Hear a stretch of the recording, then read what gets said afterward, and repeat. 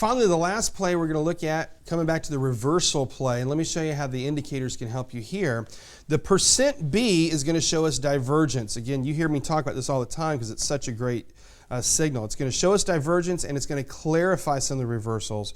And then what's going to happen with the bandwidth is it's going to have the bulges, of course, that help clarify the end of the trend, which is going to be the first part of the reversal. So let's look at some pictures here.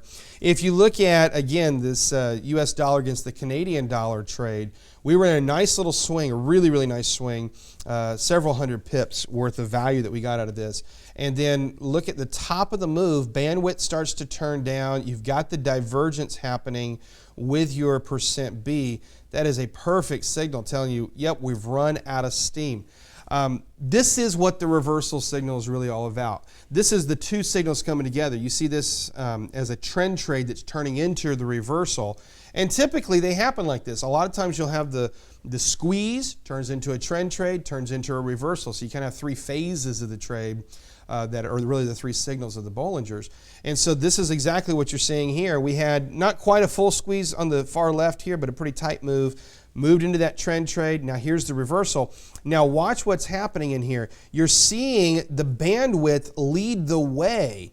The reversal picture itself is this M pattern or the double top that's starting to come in on the back side. In this case, the divergence was the first indication, the bandwidth was the second, and then the actual reversal formation started to happen several trading sessions later. So if you were waiting for the reversal itself, you would have been way behind what the indications were telling you with the bandwidth and with the percent B. Very good indications for helping show you the end of that swing. It really helps time the exit of the moves. Take another look over here at a couple of moves. This one happened on American Express. Again, the exact same scenario. I'm going to draw out the reversal first. There's your M pattern. Here's your bandwidth, which actually turned down early, way early in the pattern. And then here's your divergence that was happening between the moves themselves. And so again, the indications, the percent B led the way, giving you the first divergence signal.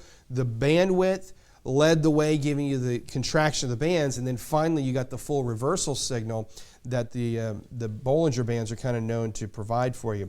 Let's take a look at a bullish version of this, pushed way outside the band, and then here is that little W pattern that starts to occur. Bandwidth had preceded that very quickly here, not by a huge percentage, but by a couple trading days. And from a divergence standpoint, you started to get it, but it was not as clear because it had surged so quickly and we didn't have nice cycles in there. If you have more of a trend trade, you'll see the cycles usually. But this one, you really got the divergence exactly in line with the reversal itself. So that did not help you quite as much from a forecasting standpoint, but it was still a very valuable signal to get. The point here is to show you how the percent B divergences will show up with reversal trade and how the bandwidth will start to contract or will turn down during the reversal play, which is oftentimes a precursor. Sometimes it happens exactly with the reversal, but in either case, however it happens, it's a very good confirmation that this trade is running out of steam and maybe you need to at least tighten your stops, if not completely get out of the trade and save whatever capital you've got there.